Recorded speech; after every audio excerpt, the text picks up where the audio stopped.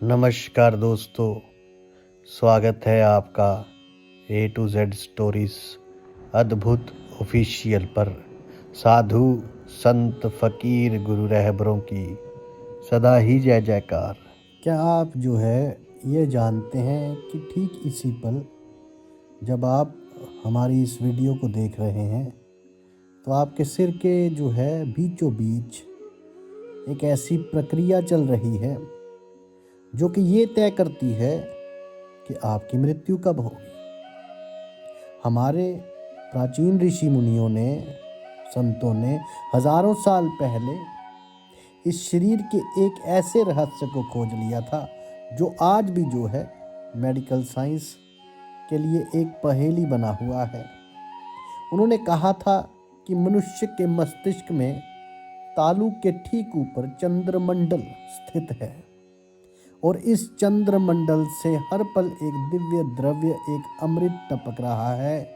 किंतु त्रासदी ये है कि हम इस अमृत को संभाल ही नहीं पाते। ये अमृत बूंद बूंद करके नीचे गिरता है और हमारी नाभि में स्थित सूर्य मंडल यानी हमारी जठराग्नि में जाकर जल जाता है। शास्त्रों के अनुसार यही वे कारण है जिससे हम बूढ़े होते हैं, हमारे चेहरे पर झुर्रियां आती हैं और अंत में हम मृत्यु को प्राप्त होते हैं। जरा सोचिए, जिस अमृत को हमें अमर बनाने के लिए बनाया गया था उसे हम हर पल अनजाने में जला रहे हैं। किंतु क्या हो यदि हम आपसे कहें कि इस गिरते हुए अमृत को रोकने का एक तरीका भी है, एक ऐसा गुप्त स्विच जिसे यदि ऑन कर दिया जाए तो ये प्रक्रिया उल्टी हो सकती है। हठ योग के सबसे गोपनीय ग्रंथों में इसे खेचड़ी मुद्रा कहा गया है और ये कोई साधारण व्यायाम नहीं। ऋषियों ने, मुनियों ने, संतों ने, साधुओं ने इसे सभी मुद्राओं का राजा कहा है। ये वे विधि है जिससे योगी नाथ अपनी जीभ को उल्टा करके उस अमृत का पान कर लेते हैं जिसे देवता भी तरसते हैं। इसे सोमरस कहा गया है। असली सोमरस तो यही है, लेकिन सावधान रहे, ये ज्ञान जितना चमत्कारी है उतना ही खतरनाक भी है। इसलिए इसे हजारों सालों तक गुप्त रखा गया। आज हम उसी ताले को खोलने जा रहे हैं, तो जरा ध्यान से सुनिए। और क्या आप तैयार हैं अपने ही शरीर के भीतर छिपे इस अमृत के रहस्य को जानने के लिए? आखिर इस विद्या को गुप्त, फॉरबिडन आखिर क्यों कहा गया? क्यों प्राचीन जो गुरु लोग थे, संत लोग थे, साधु थे, ऋषि मुनि थे, इसे अपने शिष्यों को आसानी से नहीं सिखाते थे? हठ योग प्रदीपिका, जो योग का सबसे प्रामाणिक ग्रंथ माना जाता है, उसमें खेचड़ी मुद्रा के बारे में एक बहुत ही हैरान करने वाली बात लिखी है। इसमें श्लोक कहता है कि इस विद्या को वैसे ही गुप्त रखना चाहिए जैसे कोई व्यक्ति अपने कीमती खजाने को या अपने निजी प्रेम संबंधों को दुनिया से छिपा कर रखता है। ऐसा इसलिए क्योंकि ये प्रकृति के नियमों के विरुद्ध जाने का विज्ञान है और शास्त्रों में हमारे शरीर की संरचना को एक अलग ही नजरिए से देखा गया है। ऋषियों ने कहा है कि हमारा शरीर ब्रह्मांड का ही एक छोटा सा रूप है। जैसे आकाश में चंद्रमा और सूर्य है, वैसे ही हमारे शरीर में भी दो ध्रुव हैं। ध्यान से जरा सुनिएगा। हमारे मस्तिष्क के ऊपरी हिस्से में, जिसे सोम चक्र या बिंदु विसर्ग कहते हैं, वहां चंद्रमा का वास है। इस चंद्रमा का स्वभाव है बरसना। ये लगातार बिना रुके उस दिव्य अमृत या नेक्टर ऑफ लाइफ को नीचे की ओर टपका रहा है और ठीक इसके नीचे हमारी नाभि में सूर्य का वास है, जिसे हम जठराग्नि कहते हैं। सूर्य का स्वभाव है जलाना या सोख लेना। यही जीवन की सबसे बड़ी त्रासदी है। हमारा जीवन एक उल्टी घड़ी की तरह चल रहा है। ऊपर से जीवन देने वाला अमृत टपकता है और नीचे नाभि में बैठी अग्नि उसे तुरंत जलाकर भस्म कर देती है। जब तक ये अमृत जलता रहता है, हमारा शरीर जलता रहता है, किंतु साथ ही साथ हम मृत्यु के करीब जाते रहते हैं। इसी अमृत के जलने से हमें भूख लगती है, प्यास लगती है और हमारा शरीर क्षीण हो जाता है। तो ऋषियों ने पूछा, क्या इस प्रक्रिया को रोका जा सकता है? क्या सूर्य के मुख को बंद किया जा सकता है? तो यहाँ पर इसका जवाब था हाँ, और वह जवाब है किससे? खेचरी मुद्रा से। शास्त्र कहते हैं कि जो योगी, जो नाथ अपनी जीभ को उल्टा करके कपाल कुहर में ले जाकर इससे टपकते हुए अमृत को बीच रास्ते में ही रोक लेते हैं, वे काल यानी मृत्यु को भी धोखा दे सकते हैं। वे उस अमृत को अग्नि में गिरने की बजाय खुद पी लेते हैं। किंतु ये करना कैसे है? क्या ये सिर्फ जीभ मोड़ने का व्यायाम है या इसके पीछे कोई गहरा विज्ञान है? तो अब इसके पीछे की बायोलॉजी को समझते हैं हम लोग। अब हम कहानियों से बाहर निकलकर विज्ञान की दुनिया में कदम रखते हैं। ऋषियों मुनियों ने जिस गुफा और अमृत की बात की थी, क्या आधुनिक विज्ञान में उसका कोई अस्तित्व है या सिर्फ एक कोरी कल्पना थी? जवाब आपको हैरान कर देगा। आइए अपने शरीर की संरचना को जरा ध्यान से समझते हैं। अपनी जीभ को थोड़ा ऊपर उठाइए, तालू को छूने की कोशिश कीजिए। आपको एक सख्त हड्डी महसूस होगी। इसे विज्ञान की भाषा में हार्ड पैलेट कहते हैं। लेकिन यदि आप अपनी जीभ को और पीछे ले जाए तो आप पाएंगे कि हड्डी खत्म हो जाती है और एक बहुत ही नरम और संवेदनशील मांस का हिस्सा शुरू होता है, जिसे हम सॉफ्ट पैलेट कहते हैं। यही वे जगह है जहां राज छिपा है। विज्ञान के अनुसार आपके मुंह की जो छत है वे दरअसल आपके मस्तिष्क का फर्श है, यानी आपके मुंह और आपके दिमाग के सबसे महत्वपूर्ण हिस्से के बीच केवल कुछ किलोमीटर की दूरी है एक पतली दीवार। और प्राचीन योगियों और ऋषि मुनियों ने इस जगह को कपाल कुहर या ब्रह्म गुफा कहा है। अब जरा इस दीवार के ठीक ऊपर झांकते हैं। आपके दिमाग के बिल्कुल केंद्र में दोनों आंखों के पीछे एक मटर के दाने जितना अंग है, जिसे हम पिट्यूटरी ग्लैंड कहते हैं। इसे विज्ञान मास्टर ग्लैंड मानता है।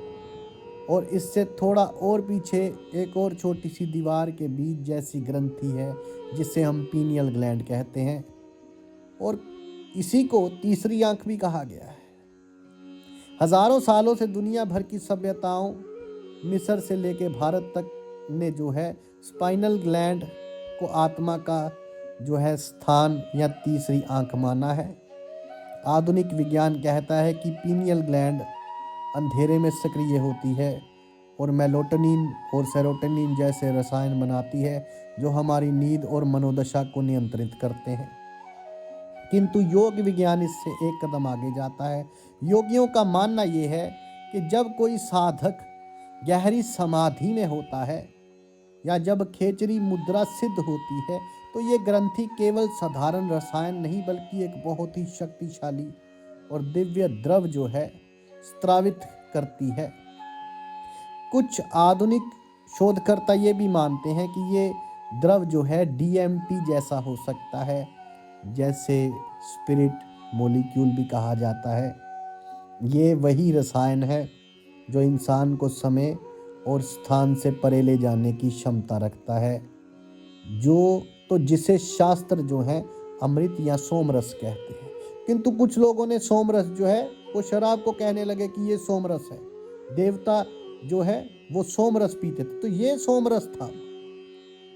लेकिन अब बायो केमिकल भाषा में वे इन शक्तिशाली न्यूरो हॉर्मोन्स को एक ऐसा मिश्रण हो सकता है जो शरीर की उम्र बढ़ाने की प्रक्रिया को धीमा कर देता है और चेतना को सर्वोच्च स्तर पर ले जाता है। अब सबसे बड़ा सवाल, इसमें जीभ का क्या काम? जीभ हमारे शरीर का सिर्फ एक मांस का टुकड़ा नहीं है, यह सीधे हमारे नर्वस सिस्टम और वेगस नर्व, जो कि हमारी 10th नर्व है, वेगस नर्व से जुड़ी है। शास्त्रों में गले के पीछे जहाँ छोटी जीभ लटकती है वहाँ एक गुप्त ऊर्जा केंद्र बताया गया है, जिसे ललना चक्र कहते हैं। और ये जो है ये अमृत का भंडार है। खेचरी मुद्रा का पूरा विज्ञान एक ट्रिगर मैकेनिज्म पर आधारित है। कल्पना कीजिए जरा कि एक स्विच की, जब योगी अपनी जीभ को उल्टा करके गले के पिछले हिस्से में ले जाकर उस सॉफ्ट पैलेट के विशिष्ट बिंदुओं को दबाता है, तो वे असल में अपने मस्तिष्क के निचले हिस्से को उत्तेजित कर रहा होता है। वे जीभ के दबाव से सीधे पिट्यूटरी और पीनियल ग्लैंड को एक सिग्नल भेजता है। ये एक फिजिकल हैक है। जैसे ही जीभ उस गुप्त बटन को दबाती है, मस्तिष्क को संकेत मिलता है कि वे उस जमा हुए अमृत को रिलीज करे। और जब ये जो है ऐसा होता है तो जीभ उसे नाभि की अग्नि में गिरने से पहले ही कैच कर लेती है। यानी जो छत आम इंसान के लिए सिर्फ खाना चबाने का हिस्सा है, योगी जो है, ऋषि मुनि जो है, योगियों के लिए वे अमृत का द्वार बन जाती है। किंतु इस द्वार को खोलना इतना आसान नहीं। इसके लिए जीव को एक कठिन यात्रा करनी पड़ती है। वे यात्रा क्या है? तो इस अमृत तक पहुंचने का रास्ता क्या है? वे चाबी कैसे काम करती है? खेचरी शब्द दो शब्दों से मिलकर बना है। खे का अर्थ है आकाश या शून्य, और चरी का मतलब होता है विचरण करना या उड़ना। यानी वे मुद्रा जो योगी की चेतना को भौतिक शरीर की सीमाओं से, इस दुनियावी जो ये जो शरीर है, इसकी सीमाओं से मुक्त करके आकाश यानी ब्रह्मांडीय चेतना में उड़ा देती है। किंतु सुनने में ये जितना आध्यात्मिक लगता है, शारीरिक स्तर पर यह प्रक्रिया उतनी ही कठिन और सच कहा जाए तो थोड़ी अजीब है।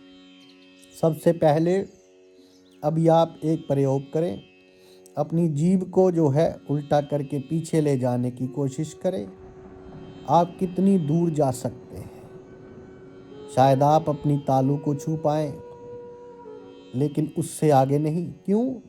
क्योंकि आपकी जीभ के ठीक नीचे मांस का एक छोटा सा धागा है, जिसे मेडिकल भाषा में हम फ्रेनुलम कहते हैं।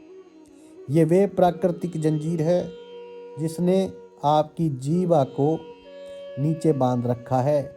योगियों का मानना है कि ये जंजीर हमें सांसारिक दुनिया से बांधे रखती है। अमृत पीने के लिए इस जंजीर को तोड़ना या कम से कम ढीला करना अनिवार्य है। यही पर सबसे बड़ा विवाद आता है। प्राचीन हठ योग के ग्रंथ जैसे हठ योग प्रदीपिका एक बहुत ही उग्र तरीका बताती है। इसे छेदन कहा जाता है। इसमें बताया गया है कि एक साधक जो है उसको बहुत ही सावधानी से एक धारदार पत्ते या औजार से इस फ्रेनुलम को बाल के बराबर काटना चाहिए। फिर उस पर सेंधा नमक और पथिया का चूर्ण लगाना चाहिए ताकि वे कहीं जुड़ ना जाए। और ये प्रक्रिया हफ्तों महीनों तक धीरे धीरे दोहराई जाती है, जब तक कि जीव जो है पूरी तरह से स्वतंत्र ना हो जाए। चेतावनी, ये जानकारी केवल शैक्षिक उद्देश्य के लिए ली गई है, एजुकेटेड नॉलेज के लिए।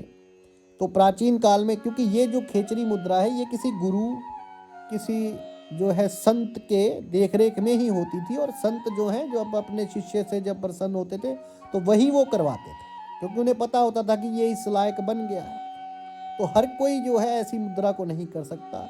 तो प्राचीन काल में ऋषि मुनि संत योगी जो थे इसे एक सूक्ष्म या सक्षम गुरु की देखरेख में करते थे, जो शरीर विज्ञान के विशेषज्ञ होते थे। आज के जो है दौर में इंटरनेट देखकर कैंची या ब्लेड उठाने की गलती कभी ना करें। यह जानलेवा भी हो सकता है और आपकी बोलने की शक्ति जा सकती है और भयंकर संक्रमण हो सकता है। सौभाग्य से अमृत तक पहुंचने का एक दूसरा सुरक्षित और अहिंसक मार्ग भी है, जिसे कहते हैं क्रिया योग, और कई अन्य परंपराओं में अपनाया जाता है। इसे दोहन और चालन कहते हैं। इसमें जीभ को जो है काटा नहीं जाता, बल्कि उसे एक रबर की तरह धीरे धीरे धैर्यपूर्वक खींचकर लंबा कर दिया जाता है। जैसे गवाला गाय का दूध निकालता है, वैसे ही जीभ को प्रतिदिन खींचा जाता है। इसे दाएं बाएं घुमाया जाता है। और ये एक दिन या एक महीने का काम नहीं है, इसमें वर्षों लग सकते हैं। धीरे धीरे अभ्यास से जीभ इतनी लंबी और लचीली हो जाती है कि वे माथे को छू सकती है। और फिर वे दिन आता है जब जीभ उस कोवे या छोटी जीभ के पीछे जो है खिसक जाती है। यही वे क्षण है जब द्वार जो है खुलता है। और जरा कल्पना कीजिए, जीवा अब मुंह में नहीं है, वे गले के ऊपर नाक के पिछले हिस्से में प्रवेश कर चुकी है। ये वही जगह है जिसे कपाल कुहर कहते हैं। यहाँ पहुंचकर जीभ एक बहुत ही महत्वपूर्ण कार्य करती है। वे एक कॉर्क या ढक्कन बन जाती है। जैसे ही जीभ ऊपर जाकर वायु मार्ग को ब्लॉक करती है या उस विशिष्ट स्थान को सील करती है, तीन चीज़ें जो हैं एक साथ होती हैं। प्राण का लोक, शरीर की ऊर्जा बाहर निकलना बंद हो जाती है।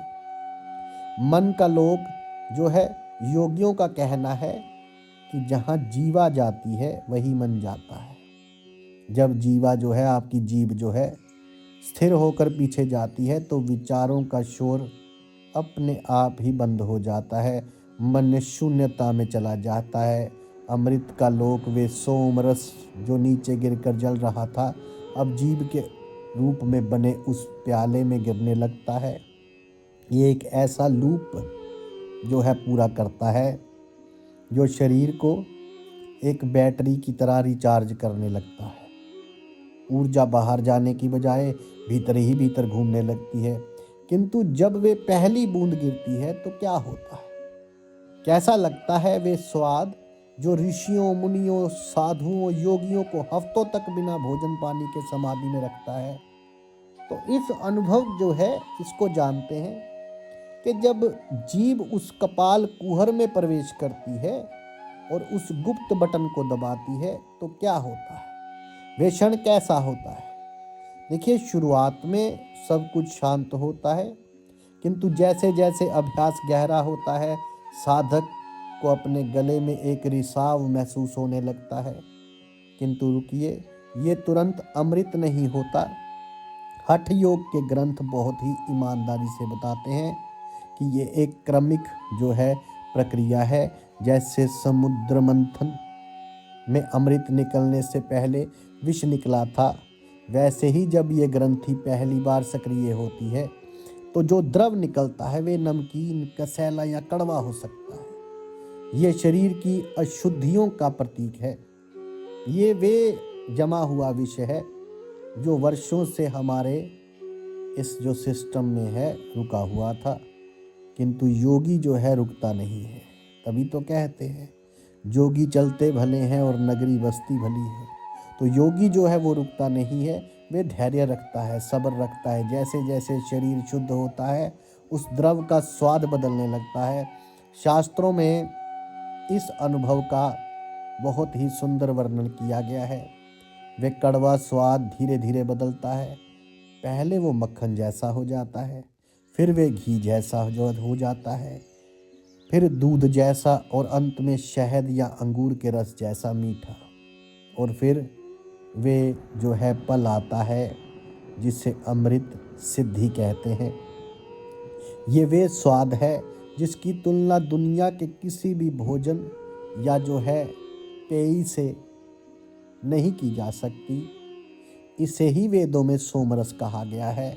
बहुत ही लोगों को गलतफहमी है कि सोमरस कोई शराब थी जिसे देवता पीते थे। अरे नहीं, ऋषियों ने, मुनियों ने, योगियों ने, संतों ने स्पष्ट किया है, सोम वे है जो शरीर के भीतर टपकता है। ये वे इंटरनल वाइन है जो आपको मदहोश तो करती है लेकिन बेहोश नहीं। ये आपको सर्वोच्च चेतना में ले जाती है, आपको जागरूक कर देती है। और इस अमृत को पीने के बाद योगी जो है, योगी के शरीर में एक चमत्कारी बदलाव आता है। ग्रंथ कहते हैं ना, क्षुधा न तृष्णा न आलस्य न प्रजायत। मतलब उस योगी को ना भूख लगती है, ना प्यास सताती है, और ना ही उसे नींद की जरूरत महसूस होती है। जरा इसके पीछे के विज्ञान को तो सोचिए। हमें भूख क्यों लगती है? क्योंकि हमारे शरीर की ऊर्जा खत्म हो रही होती है और हमें बाहर से ईंधन चाहिए होता है। किंतु खेचरी मुद्रा में योगी जो हैं, योगियों ने अपने शरीर के लीकेज को जो है बंद कर दिया है। वे अपनी ही ऊर्जा को रिसाइकल कर रहा है। वे उस सुपर फूड को पी रहा है जो सीधे मस्तिष्क से आ रहा है। यह इतना शक्तिशाली पोषण है कि बाहरी भोजन की आवश्यकता ही समाप्त हो जाती है। यही वे रहस्य है जिसके दम पर प्राचीन काल के योगी हफ्तों महीनों तक भूमिगत समाधि में रहते थे, बिना हवा के, बिना पानी के, बिना खाने के।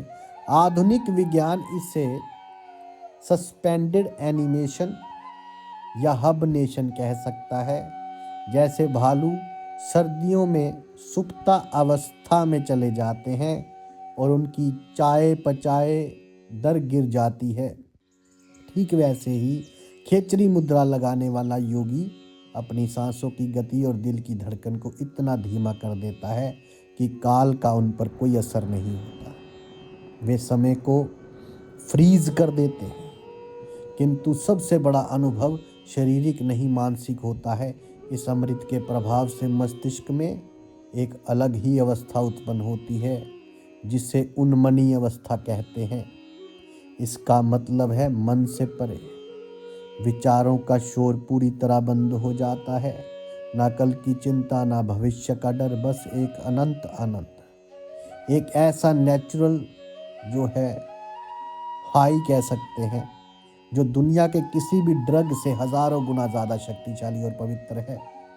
योगी का शरीर वही रहता है, किंतु उसकी चेतना बदल जाती है। उसके चेहरे पर एक ऐसी आभा आ जाती है, ओरा आ जाता है, जो किसी क्रीम या लोशन से नहीं आ सकती। ये उस अमृत का तेज है जो अब उसकी नस नस में दौड़ रहा है। उसे सांप का जहर भी नहीं मार सकता, क्योंकि उसका शरीर खुद जो है अमृत बन चुका है। और ये सुनने में बड़ा जादू लगता है, मिरेकल लगता है, लेकिन ये हमारे ही शरीर की छिपी हुई क्षमता है। तो क्या हम और आप आज के आधुनिक जीवन में इस अमृत को पी सकते हैं, या सिर्फ हिमालय के योगियों के लिए है ये? तो इसका जवाब जो है थोड़ा सा जटिल है, क्योंकि सवाल ये उठता है कि आज के इस आधुनिक युग में हमारे और आपके लिए इसका क्या मतलब है। क्या हमें और आपको कल से अपनी जीभ को काटने या खींचने का अभ्यास शुरू कर देना चाहिए? जवाब है बिल्कुल नहीं। याद रखिए, खेचरी मुद्रा हठ योग की एक बहुत ही उच्च और उग्र तकनीक है। प्राचीन काल में इसे वे लोग करते थे जिन्होंने अपना पूरा जीवन हिमालय की गुफाओं में बिताने का संकल्प लिया था, बिना किसी सक्षम गुरु के। यदि आप इंटरनेट देखकर अपनी जीभ के साथ जबरदस्ती करते हैं तो इसके परिणाम बहुत घातक हो सकते हैं।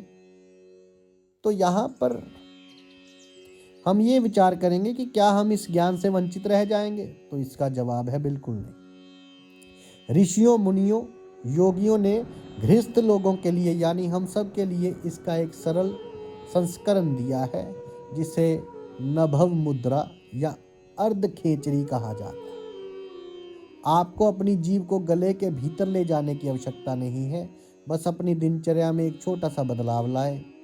जब भी आप खाली बैठे हो, काम कर रहे हो या ध्यान कर रहे हो, अपनी जीभ के मुंह को जो है मुंह के फर्श पर रखने के बजाय उसे ऊपर तालू से सटा रखें, दांतों के ठीक पीछे।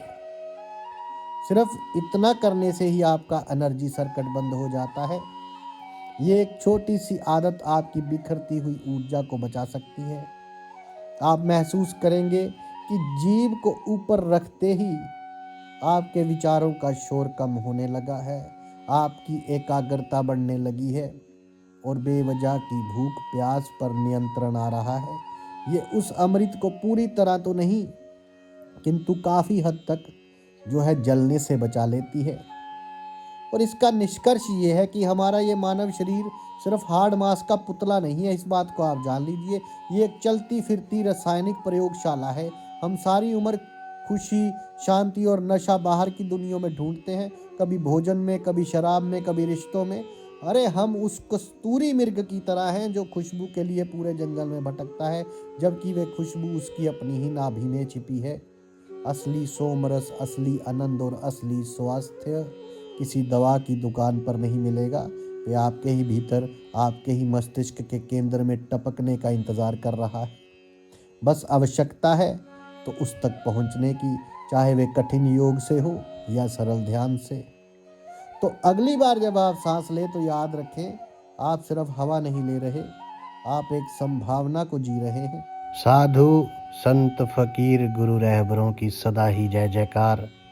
आपके भीतर बसे उस परमात्मा को मेरा प्रणाम स्वीकार कीजिए। धन्यवाद।